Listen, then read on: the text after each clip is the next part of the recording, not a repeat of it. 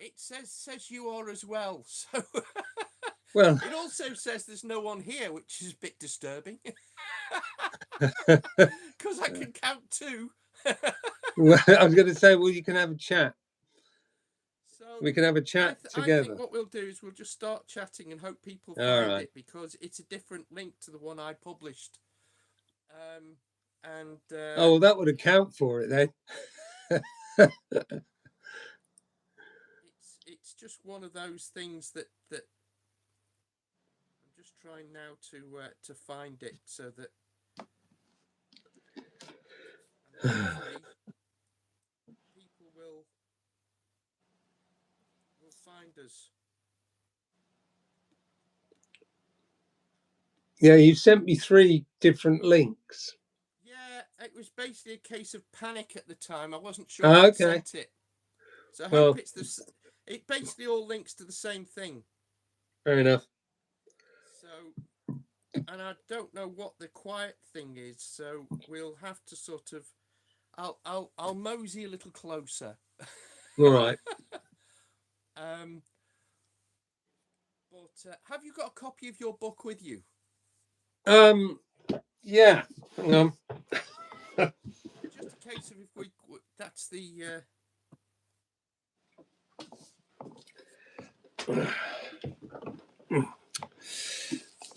There we are. Right, and that way we can bring that up when somebody arrives. I just.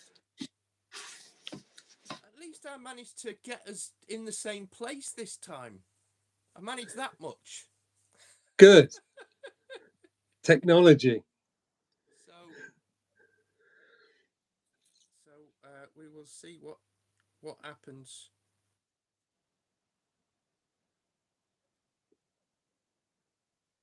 I'll just tell my moderator.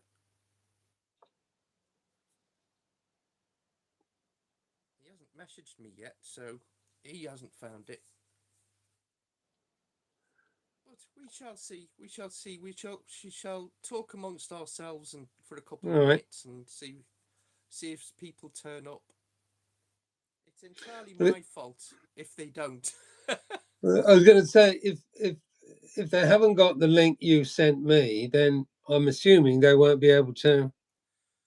No, it's I know what the problem is. I have to change the settings. Hold on a Oh, second. right. Bear with me.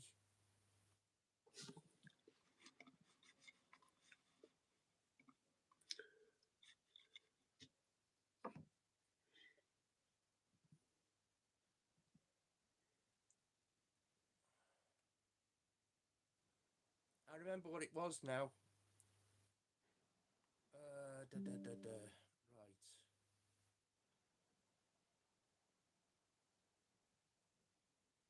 Right. I might have to start it again and change it so that the public can. Hold on. I'll try it on here. I realise what I've done now. Oh God.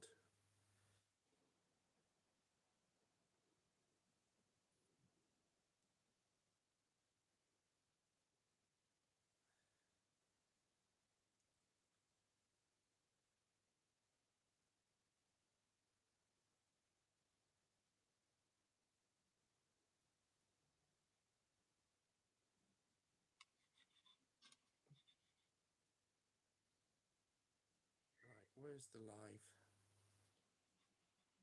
Right.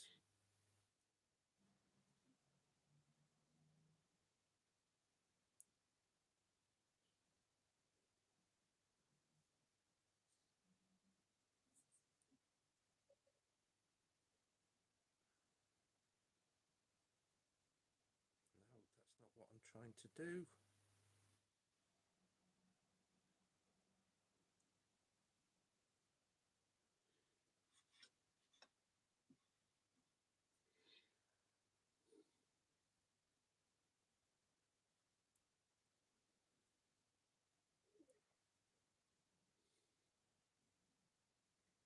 Yeah, I realise what I've done. Right.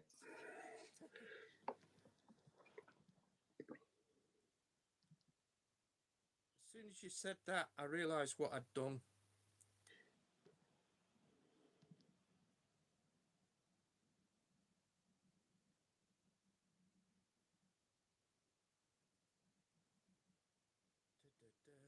Live.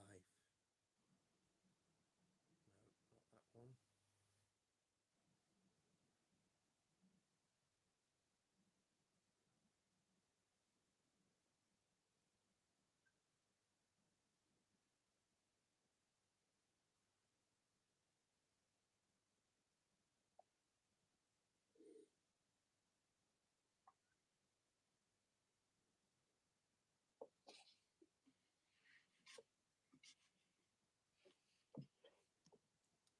Oh, the stress. Hmm.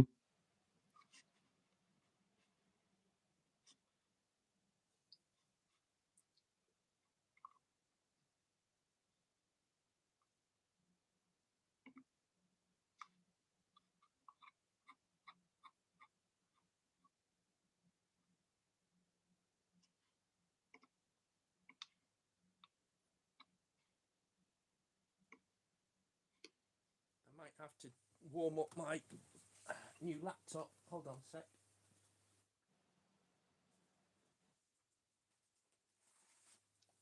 Do it on here. I do sincerely apologise for this, but this is why I was a television producer and presenter, and not the technical department.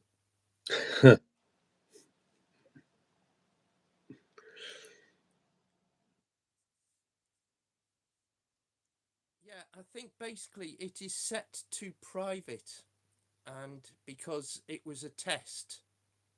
All right. Well, you've disappeared now. No, I'm back. Oh no, you're back. Oh, No, and I you know what that disappeared. is.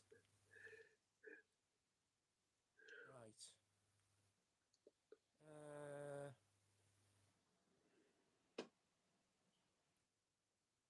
Right. Bear with me.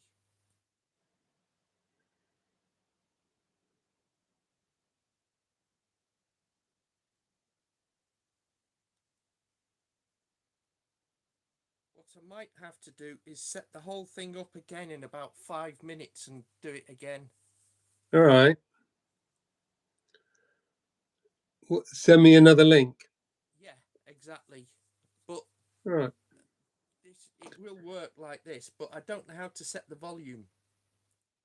Well, let's not worry about that. I'm just worried about people who are looking at a blank screen, thinking what's going on. Yeah, absolutely.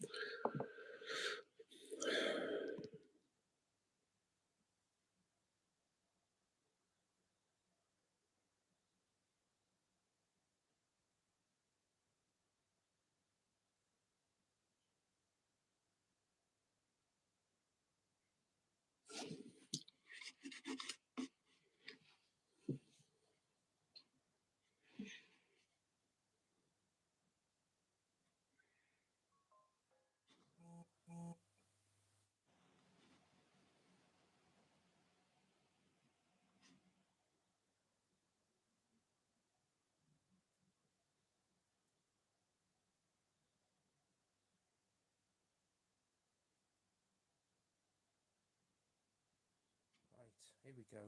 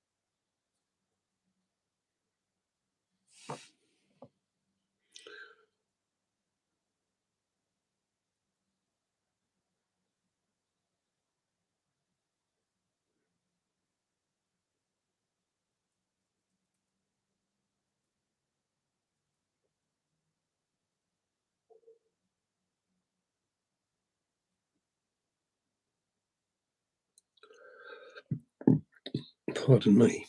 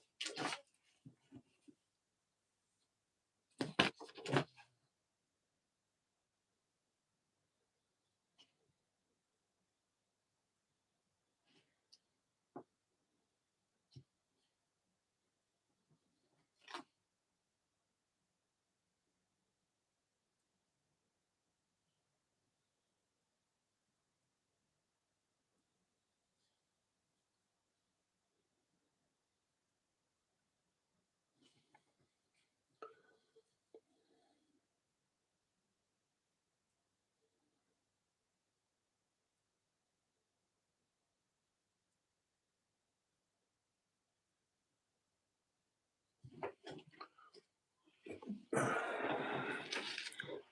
think now it should be public. But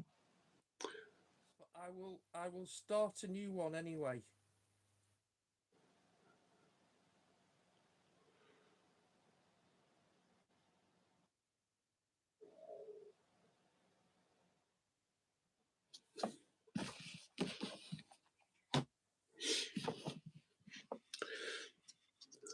Right. I can see us. Let's see if the public can find us.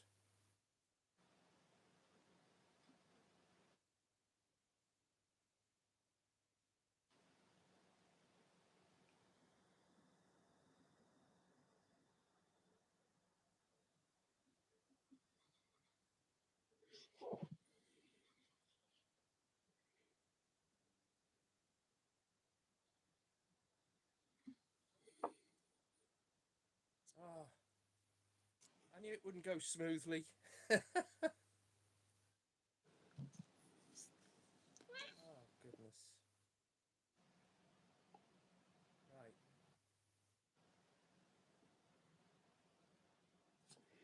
Hold on. Ah, we have got viewers. Have we?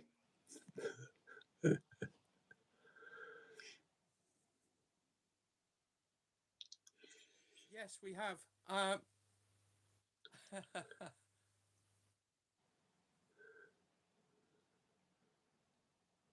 have you guys tried Pito? I'm sorry. Right. Anyway, we are now public. I just hope now that people can find us. So I do apologise for this. And It's all right. I shall attempt to spread the word to peeps.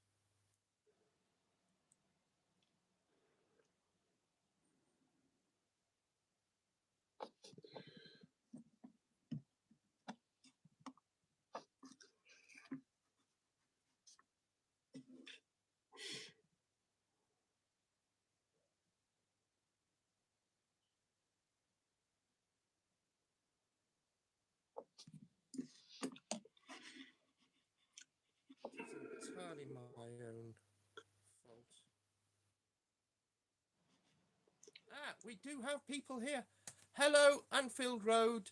I do apologise to everybody and, of course, to Simon because I made a cock up. No one here will be at all surprised. Hi, We Tim. got. Yeah, I know we don't know what the issue is with the quiet. We're both on full volume, so we are aware of it. Everybody, whack your volumes up, and hopefully you'll be able to see. Oh, right. Simon, your sound is good, apparently. Good. It is Excellent. me that's quiet. I do have a feeling I know what's caused that.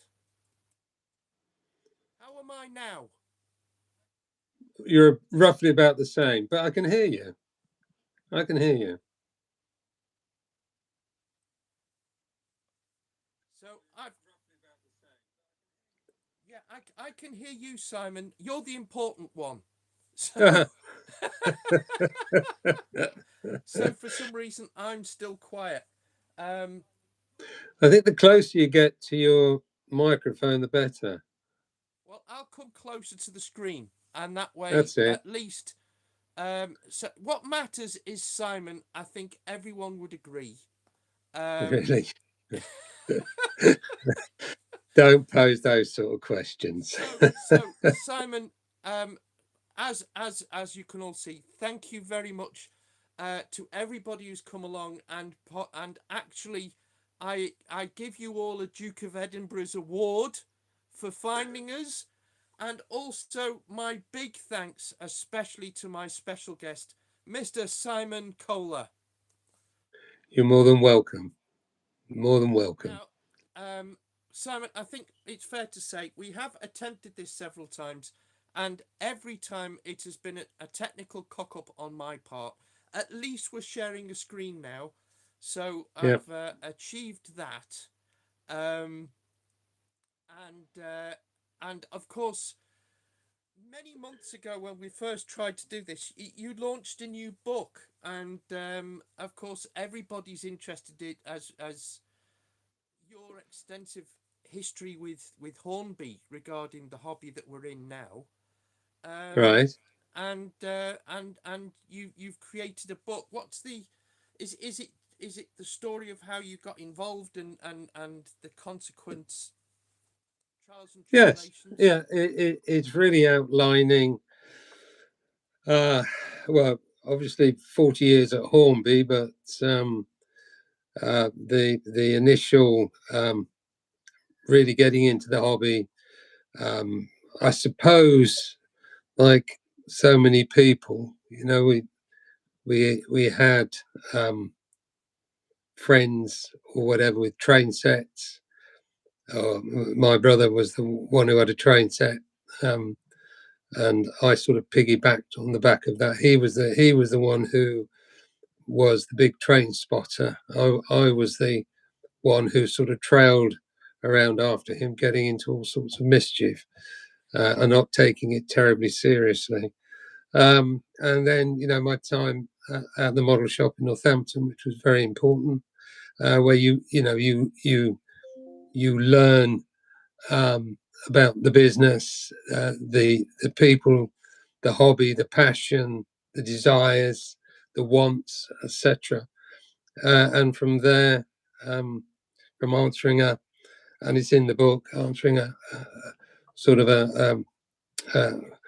it was a letter basically asking if we knew anybody who was interested in becoming a salesman, or they call them area managers for Hammond Morgan. And I applied, and I was very, very, very lucky. I got the job. And from there, Hammond Morgan to Hornby. And as I say, the rest really is history. And it's really sort of stories, experiences that I had going through the years really at Hornby, going through various chief execs, or managing directors, as we used to call them, it's a relatively full story. Unfortunately, I wrote far too many words. It was obviously edited, so there are some stories that have been left out, which one day may appear in another book. So yeah, it was very interesting writing. It was quite therapeutic actually, because as you're writing it, you're suddenly, oh yes, or oh yeah, what about? I better put that down, And stories of being a rep. Yeah. Yeah, I loved it. Love.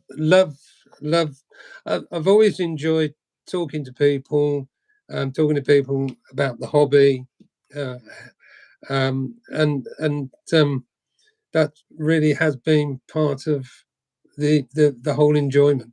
Trying to, I don't know, when I was in the marketing side, the development side, listening to what people were asking for and trying to provide that. It wasn't always easy in the, on the run up to the millennium, because in those days, in the 80s and the early 90s, Hornby was mainly interested in selling toys, dolls, etc. And I was a little bit of a lone voice. But with a gentleman who joined the company, Peter Newey, he was a non-executive director of the main board and then became managing director and chairman. He sort of put Hornby back on track, as it were, no pun intended, but focusing on what we were good at and what we were known for, and we got rid of all the toys and just focused on model railways and scale extract. And they were good times, but it was good times when I had to struggle to find new product because there was no money going into model railways or indeed scale electric, because I handle scale electric as well, and it was always a challenge, and I enjoy a challenge, and trying to get catalogs printed or point of sale printed at no cost was always an amazing challenge, but a lot of fun along the way. And you meet people, and you form friendships with suppliers, and it was always always felt it was a partnership with these people. Yeah. So basically, in a nutshell, and to cut a long story short, it's sort of telling about the adventures I experienced in 40 years at Hornby. That's it, really. Well, yeah, but you were involved at Hornby through some of the most significant points in the hobby to me. Yeah. Because if you look at the hobby now compared with the hobby, I grew up in the 1980s, so around the same. You know, I grew up with my father in the hobby from when I was young in the 70s through to Hmm. the 80s when I uh, started volunteering on narrow gauge railways. But uh, the models then, compared with the models now, we're talking about a whole shift, massive Oh no, shift. it's a totally different world. You know, I'm talking about when I first, you know, had my brother had a Hornby double O. My mother wouldn't buy Triang. Um, she'd bought a Triang tricycle for one of my brothers, and it fell apart. So she wasn't going to touch anything that had Triang attached to it. But Hornby double O, oh, she knew about Hornby as a good solid name. And I'm not till this day, I'm not sure how she could have afforded this train set for my brother, but anyway, she did. So I'm going from those 60s when Hornby Double O moved over to two rail, and then sadly, or for I suppose fortuitously, was purchased by Trying or the Lyons family, and obviously became Trying Hornby, and then from there into Hornby. But you know, when I was in those days, Trying would probably produce one brand new loco a year, Yeah, um, and it was developing, but it was seen very much as a toy. And if you wanted to, you know, if somebody, a modeler, for example, wanted to take that toy and embellish it and to try and turn it into a model, that's what they did. Failing that, a modeler would have to buy a case kit or a wheels kit, and make it themselves if they wanted an accurate model, with obviously mixed results depending on the skill level. Um, so I was in the model shop in what 76 when Airfix and Mainline came on, and that was like putting a stick of dynamite in into the world of model railways, and all of a sudden, um, people were making models as opposed to toy trains that could be turned into models. And this is when tampo printing was coming along, and all over sprays, etc., which Hornby had to catch up on. And by the time Hornby did catch up, you know, um, Airfix, or Great Model Railways as it was called, and Mainline had really gone by the by. They really came onto the scene that a little bit early, but necessary, because what happened a few years later was, of course, a lot of the tooling was reused, and introduced by Bachmann, UK, and later Dapol. So and really that's when it all started. And we've moved really from it being you know toy trains into something that is modern, and it doesn't stop. It just keeps on going now. More, you just think, what more can you put into a model? And there is more. I could tell you what could go in, but I'd have to charge you. But there's still lots of development that can happen, but it's very much in the model world as opposed to the toy market nowadays. it's what you said was absolutely spot on though. A manufacturer would bring out one model a year. And Yeah, if you look at the hobby now, the choice, the variety, it's never been better. From a modeler's point of view, it's I think we're blessed. it Really, we're spoiled a little bit. you are, and I mean they are model railways, but the original modelling was very much enhancing an existing model. Where now you take it out of a box, and there you have this pristine, superbly detailed model. So the world has changed, the hobby has changed, and people in it have changed. But when I was at Hornby, people would say, "Oh, it's not really modelling," and I thought, well, No, it's probably not modeling, but the thing is, it's what people want. And this is one of the reasons you go to shows and you ask, what do you want? What are you looking for? What, in a model, what are you looking for? And do you know what? It wasn't always price. You would ask about 5 or 6 questions and you would find that accuracy, detail, running, and price would come down for 4 or 5 in the list. And as I say, nowadays, as I said, well, I was just to say, well, it's what people want, and if that's what they want, I'm happy with it. Give them what they want. You know, Yeah. it's like a restaurant. Get your bums on seats. That's what it's all about. And yeah, and so it's chalk and cheese to what it used to be, but it's exciting times. I do worry sometimes with the amount of product that is being released, because in the days when there was Hornby, Bachmann, and Dapol, and we would produce models, quantity of models in a year. Nowadays, with the likes of Rapido, Accurascale, Cavalex, Revolution, and as well as Hornby and Bachmann and Apple, there's so much coming onto the market that you wonder where it's all going. Who's buying 16 variations of a particular wagon?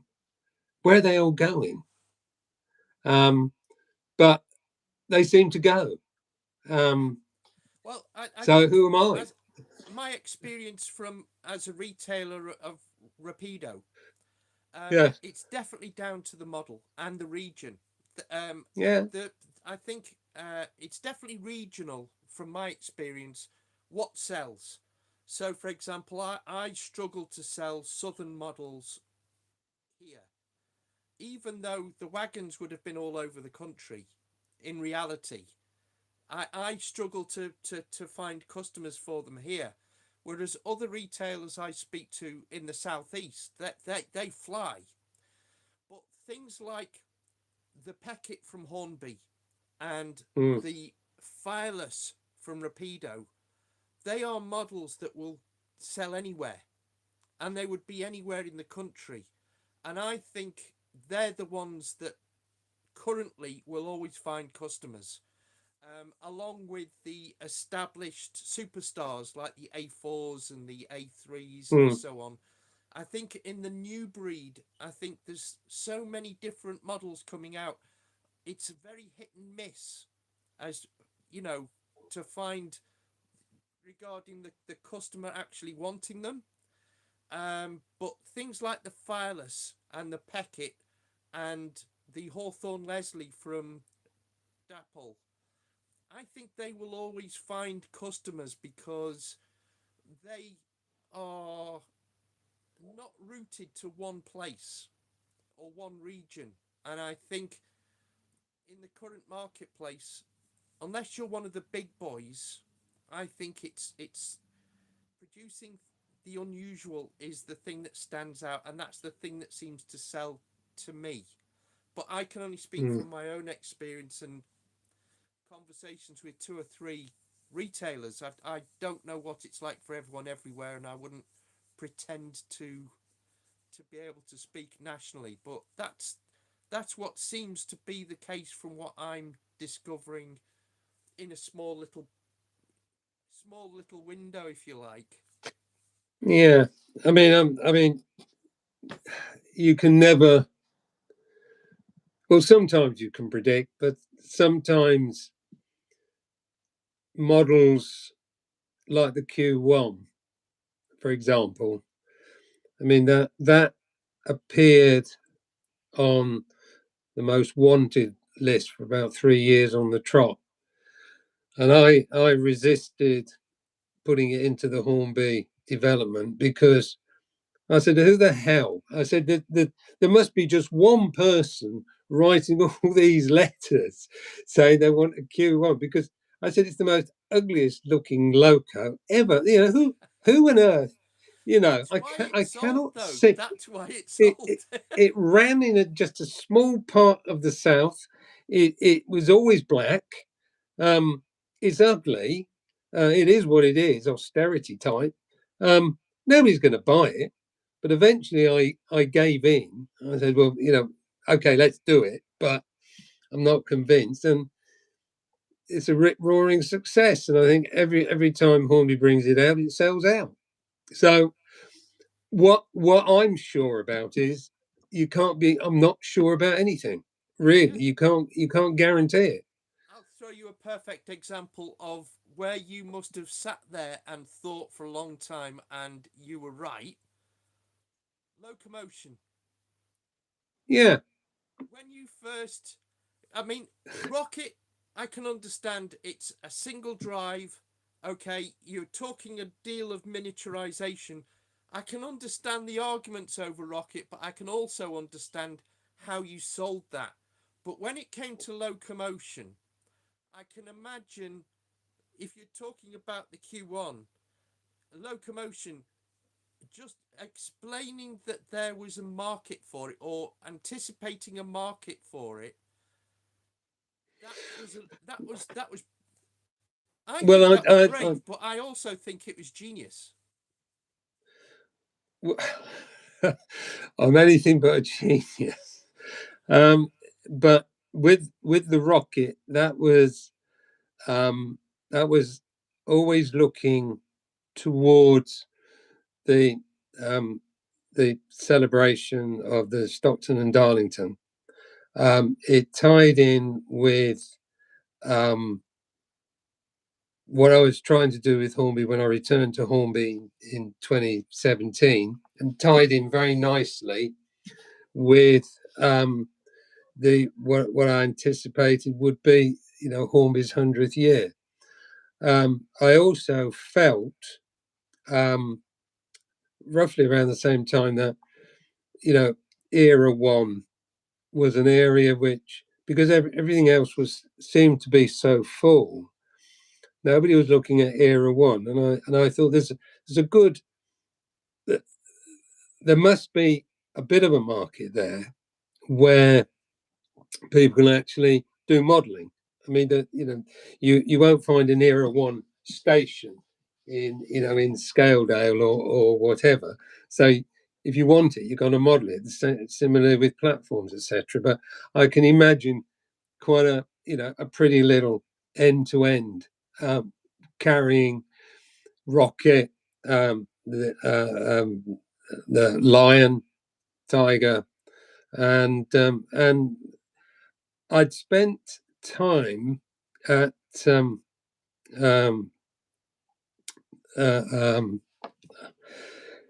gosh, the NRM in at I forgot what it's called. Shim, say again. Begins with S. No. S. Up north. The North Durham. Yorkshire Moor. No. It's the what I call the National Railway Museum overspill. Oh, right. Yeah. Begins with S. It'll come to me. But I spent time up there, and they did have a replica of Locomotion, and I also saw Locomotion up in that part of the world, the real thing, or a replica, and I thought that would make a really nice model. And I remember saying, after we'd done Lion and Tiger, that the one we should be doing would be Locomotion 1, be great. And I'd been given a model by the guys at Bachmann of a Locomotion, a static model, and I thought that'd be really, really good. And mentioned it to the development director or manager rather, and who showed it to the designer, and the designer he had a heart attack really, because of all the moving bits and everything.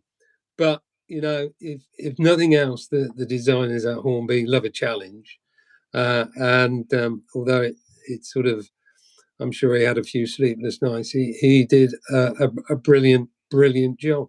So Well, locomotion number I've got one. one. But yeah, Absolutely fantastic. I'm just finishing a customer railway now.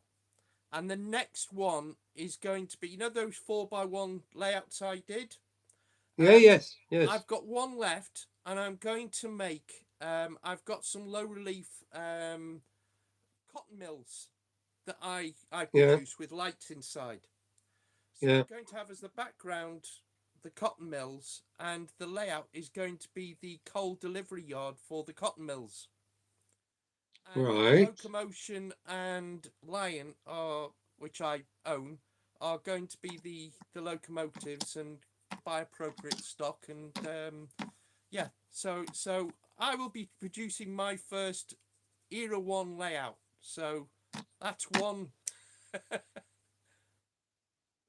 I've seen a couple at You, exhibitions as well. yes. Shildon. That's it. That's Yeah. where it is. Shildon. That's where I saw locomotion. It's an age thing. It's also No, it nearly happened nine with me as o'clock. well. So it's not just age. It's So well. I think um, your mind is running ahead of itself. yeah. Anyway, Shildon. I spent a lot of time at Shildon, walking around there, and it was brilliant. But the Deltic DP one was there, which was another one which I thought would be absolutely brilliant to do in Hornby Double O, which I'm pleased to say is not that far away. I don't believe. So yeah. Anyway, sorry, we digress. We digress. Well, let's open it up a little bit. We've I think we've explained what we're about, and I was just about to say, let's open it up to what readers, and forgive me the glasses, but somebody's just said, I wonder if Hornby is going to have their own factories around the world, not just for England, but British trains, a little more American trains. And this is a gentleman in America. So Well, are Hornby likely to start production for elsewhere besides Europe? I obviously can't speak for Hornby. What I can say is they have a strong Hornby international team, and I They've got a know. strong presence in Australia, haven't they, already? So Well, Horn, yeah, Double O Hornby, as in Double O scale, does have a good market in Australia. Probably the largest market for Double O that Hornby has outside of the UK. And that's mainly because of expats, etc. It's got well established. But again, there's an HO following developing over there, for homegrown Australian locos and so on. But looking at the American line, River Rossi have a great selection of American locos, like cab forwards, big boy, for example. That's always a good seller, and rolling stock. So it's really up to the guys in Hornby International to, I would say, slightly talking out of turn, to look at the market over in the States and see if the demand is there. I know the big boy is always a good seller. It's always a steady seller. Certainly in the UK, believe it or not, because you got to have one. You got to have a big boy, you know, even though it is HO. oh god, yeah, yeah, absolutely. Well, it's just like narrow gauge. You've got to have a double fairly. You've got Yeah, big. yeah. Although they did have fairlies in America as well, early Mm. on. But I digress. Um, I'll keep an eye open for other questions from from the ensemble that have braved the search for us. Um, and of course, you saw, the other thing that's changed is the obviously with more miniaturization there's the growth to O gauge and the miniaturization to N gauge, TT120, um, 009. I mean, there's some, Yeah. again, amazing models from various manufacturers in various scales. Um, so the hobby's changed in many ways, and of course you made the call on TT120. Yeah. That's now It is. established. I think we can safely Uh, say that Only has. took me 50 years. But yeah, no, we got it out there, and yeah, it's getting established. People are seeing the benefits of it that I saw. I mean, a lot of people when I was advocating thought I was totally insane. Um, they probably weren't Not far at all. wrong, but No, I'm insane. That's the difference. yeah. But I mean, no, it's a great scale. It's a lovely scale, and of course, with technology, design, tooling, etc., you can get some, a lot of detail. I think what Hornby have done on the 66, the 37s, etc., it's stunning. It's beautiful. The Duchess is excellent. Everything I think that Hornby have done on TT. Uh, has been very, very, very good, very good. I'm very pleased the way it's going. Yeah, Really, I'm I still do keep waiting an, for the an eye on Western it. region stuff. The Well, I panniers. mean, eventually that will happen, but of course, Of it course, it, yeah. it may No, come from the other logical thing was manufacturers. to do the A4s and A3s. That was Of the course, it logical was. first step. I realised You that. you you produce the models that keep on giving, all right, and the process that we've gone through is fine. But yeah, there'll be I'm sure there'll be a pannier soon, and a king or a castle, more likely a castle probably. Yeah. Um, and then you're going to have rolling stock to go with it. So coaches, etc. So yeah, I mean, but I think it's nice because at the moment, if you come into TT, you're not bamboozled with and bombarded with lots of different models. You have a nice tight selection, um, and you can take it from there. You're not pressurized. Is probably what I'm thinking. Um, these things will come, and people, as they arrive, will buy them. And I think I think where TT is probably where model railways were, back in the 70s and 80s. I.e., there wasn't a huge amount out there, and it as I say, it just makes purchasing easy and doesn't confuse people. And I think that's the thing, really. I think TT is marvelous. Now the important question: um, have you managed to make time for some railway modelling yourself? No, it's it's a short answer. You No, told me this a I've couple been. of years ago. You need to make some time. I know. I mean, one day I'll probably do it, but there's always something. Now, I do.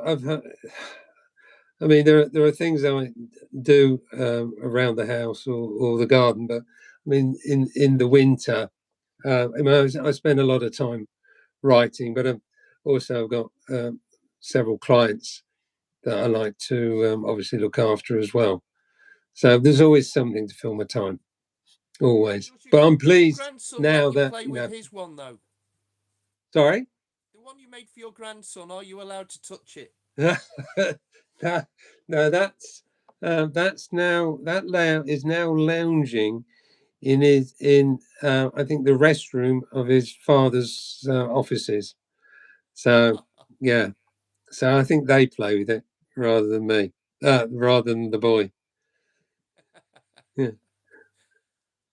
So I'll open it up again. See if anyone uh, anybody from the viewers have a question that's burning to ask Simon.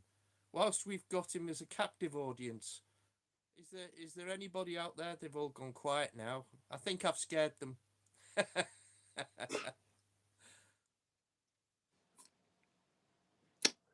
No. But yeah, no, I mean Hornby's a big part of our lives, and I'd have to say personally, thank you, because I think you've steered the company and the model range that we've got now in terms of, the last few years, the Peckett and the like. It's a big part of. Well, I think I mean, a few years ago, if you said we Hornby were going to produce an industrial loco, um, people say, "Well, you're wasting your time. That's not what we're interested." That never ran on BR track or whatever. And I have to say that the trying to think of the model it was a diesel that the lads went to see. They were measuring up some wagons, and while they were at this particular railway, they came across this um, industrial loco, and they took pictures of it, and they came back and said, "We reckon we should do this." And I wasn't overly keen for the reasons I gave. Who wanted to buy an industrial, but it was done, and it has sold and did sell, and I think it opened up the market for other industrials. So you get your Pecketts and so on, and I think that's and that's important, and I think some really nice models have come out of it. A couple of questions have come through. First one, Simon, was Scaledale based on Lincolnshire towns, etc.? I got it right Yes, eventually. yeah, no, it was a lot of the buildings uh, came from a place called Louth in Lincolnshire. So the answer is yes. I think uh, there was a pub, a couple of pubs, shops, a chemist, Forbes.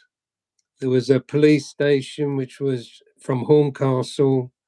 Yeah, there's quite a few. There was a roundhouse, a toll house, which was just outside Louth, which is they're all there. They're still there. So yeah, they're all from They make no secret. That's where I was born, and that's where I will be next week actually for a couple of days. So you get your inspiration there. You know, it's a Is it's a, it's Simon a lot writing of any more reliving my books? my youth. Sorry. Is Simon writing any more books? Yes, I've got one on the go. Um, we've I was talking to a friend in Australia via email this morning. We've got a couple of dogs, and one of them's not been too well. So most of my time has been sort of focusing on visiting vets, etc. So I haven't touched it, but we've got another visit to the vets tomorrow. So I've made a point that I will start putting pen to paper again next Monday. And when I go off to Louth for a few days, then I'll spend a few times on my own doing a bit of writing then. So, yeah. So the answer to the question is yes, I will be. Have you ever driven a steam locomotive? And Yes, that was the I question that drove popped up. very, very. You I always drove. remember your first steam locomotive. I can remember the first. I was persuaded. As I said, I went train spotting um, with my brother, and I said, "Oh, I'm going to take it up seriously." And the first uh, loco I saw and did cab was a B1, a Reby. I think it was a Reby. Um, uh, and it was like people say, "Oh, that's just beginner's luck," and it probably was actually beginner's luck. But that I did that, but the loco I drove was a 9F. Now I say I drove. That's a slight exaggeration. I had a pull of one or two of the levers, but yeah, it was good fun. It was a hot summer's day, It and always is with steam um, locos, though. I know, and you think how on earth these people did it? Because I mean, you know, incredibly hot in those cabs. But yeah, that's but not to say I've sort of driven it like from start up to speed and bring it to a halt is the answer is no. But have I pulled a few levers while it's been running? Yes, I have. It was a lot of fun, but very hot. Oh, you've But got to do it. I have pulled the whistle on Flying Scotsman. Did that. That's my claim to fame. Somebody's got to get you on one of those driver experience days. I Yeah, think if one day. anybody's got to get the chance, it's you, isn't it? Maybe one day. Let me finish the book. My father's present when he was for his 80th birthday. I got him his very first ride in a cab, and All right. it was a Joffrey narrow gauge on the Hmm. Apedale Railway, and that seeing his face, returning to a child, and it was it was Well, it no, was it was it was I couldn't tell you what it meant to me to see him so happy. You know what I mean? So no. I've had several rides in cabs, uh, and yeah, it's great. But one of the ones I really do remember was, and I doubt it would happen now because of health and safety, but I did ride in the cab of an HST down from Durham to York. It was brilliant. Noisy, incredibly noisy. see, Yeah. Oh, they were. Yeah. you They. don't think They. about what it's like inside the cab from outside. No, but it was. Yeah, it was a great experience. Really good. Yeah, and the driver actually, it shows how long ago it was. He had actually done his training on steam engines. And I think it was pretty close to retiring age. But yeah, he was. I asked him. I said, do you prefer diesels? Firing up diesels rather than firing up a steam engine? Because I mean, you don't have to get to work at 4 o'clock in the morning. You just get in, let it warm up, and off you go. And he said, no, he preferred steam. It was more feeling. Yes. No two steam engines were ever the same, and Yeah. I it did was my if you like my apprenticeship on railways on the Tullyclyn. And hmm, once you start off cleaning the locos, and then you progress to past firemen, just like on the real things. And yeah. I remember my first cab ride was in motive number 4. I've been in number 3 and number 6, but my first firing experience was number 4 under supervision, and the same again in number 3.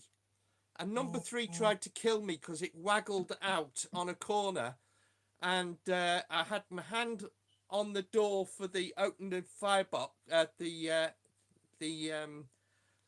to open the firebox, and the right hand was on the shovel. There was nothing to hold on to the sides, and that was when the fireman taught me the technique for wedging myself in. All right. Yes, I can So believe that. it Yeah. sticks. It's as a memory. It's you all, but each loco is different. Absolutely true. Number Hmm. 4 was like a dream. Even an idiot like me could fire it. Number 3 was a little bit more involved, and number 6 was But it, another easy one. it was exactly the same though with live steam models, the double O models we did. Um, every loco was different, all behaved differently, and that was part of the adventure when you were demonstrating them. It was. I mean, demonstrating the live steam was, one of the most things I was proud to be associated with. And demonstrating it was always an adventure, because sometimes they'd turn around and bite you on your bottom, because sometimes the mechanisms would lock up and you couldn't control it, and it was just running round and round and round. And people would come up and they'd say, "Oh, this happened at Swindon." He said, "Oh, can you stop it?" And I knew then, that I couldn't control it. And you make up. I made well, basically, I lied. I said, "No, I'm running a test at the moment to see how long it can run on Oh yeah, always got on a a blag. tank full of Always got to water." have a blag. I must admit, we've got a garden railway under construction in our garden. It needs two big loops, Yeah, and one of those would be absolutely perfect for it. But it's not just the outlay; it's just a case of how often would I use it, and it's like,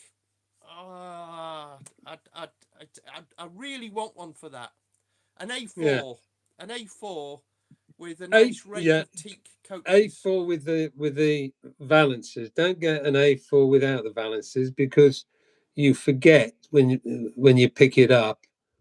Um, with If it's got valances, it's not a problem. If it hasn't got valances, you put your finger straight onto the cylinders, and you leave your fingerprints on the cylinders. Ouch.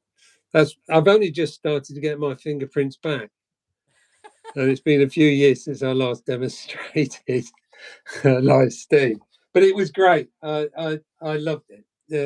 Yeah, really kept you on your toes. Okay, there's one last question from me. If somebody, and don't forget you're now outside, you're not wedded to a manufacturer. If somebody was to offer you the chance to have any model locomotive brought to market that you would like to have yourself, what would that be? Just Um, for you personally, this is nothing to do with well, what no, would I mean sell. the no when I mean the loco that um, I mean, there are locos such as the rebuilt Duchess or the A4, which are, I mean, I think the Duchess just oozes power. The A4 is literally, what basically a lot of them are named after. Something, it was sleek, it was streamlined, it was a thoroughbred. I'm a Great Western Um, fan, but I love the A4s and the yeah, coronations as well as just an yeah. elegance. To me, the coronation were they're okay, but they're not. Um, yeah, the streamline coronations are okay, but the A4 for style knocks into a Yeah, cocked hat. there was more The but sophistication, more Yeah, sophistication to the A4. I thought. but the loco that probably means the most to me would be the rebuilt Merchant Navy, because that was the loco we launched, or Hornby launched, in 2000, which really heralded the start of Hornby's real revival. And I think you can trace the DNA from that rebuilt Merchant Navy in every loco, certainly steam loco, that was ever produced after. So it set the benchmark. And after every one of those, it's always been an improvement, always been an improvement. So, yeah, the Merchant Navy holds the most for me. For yeah, lots Hope lots someone of in your fond family's memories. listening. Sorry? Hope someone in your family's listening for No, Christmas. no, no. I've got one. I've got one on a plinth. It was presented to me. Yeah, no, I've got. Well, I think that's a nice way to round it off. And All right. as always, Simon, thank you ever so much for your time, and especially your patience. No, it's fine. Technology, certainly with these things, is a science, which is why I've got an 8-year-old who handles all my IT stuff. And I think I can speak to everybody who's watching this when I say thank you very much for doing this live stream with us, and to Not a all the problem. viewers, I would say please like and subscribe to the channel. This is why we do it. So if you click on the like, it tells people like us that there's something worth watching, even with me on it. And if you hit the bell, then it really does tell the algorithm that this channel's doing something that people like. So that really does mean a lot to us. And again, thank you to everybody who persisted and looked for us and found us, and those who are watching it afterwards. I hope you enjoyed the live stream. Again, thank you to Simon. That's okay. Just one thing I would like to add, that it's great watching things on video, but I always think reading is always something that, when you read something, it locks into your head. And that's probably why I would recommend that. I just happen to have one here that they buy between the lines. I must admit, Tells it all.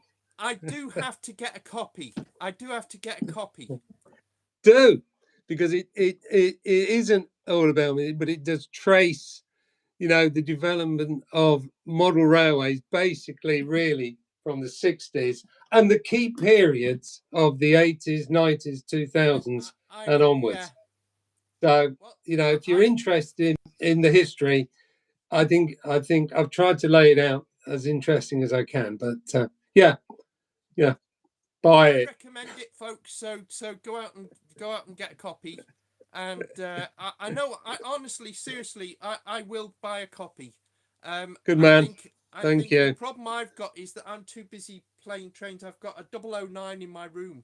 I know, but remember, I've got vet bills, and I'm, every bill I pay, I have to say to myself, maybe I should have become a vet, because there's certainly money in it. Well, yeah, I think so. Anyway, good to talk. Many thank yous. Okay. And thank you to everyone for watching. So yeah, great. Bless you all. Simon. And if I see you at shows, come and say hello. I shall close the live, and again, thank you very, very much for agreeing to come along and be my first guest. No problem. Happy to do it.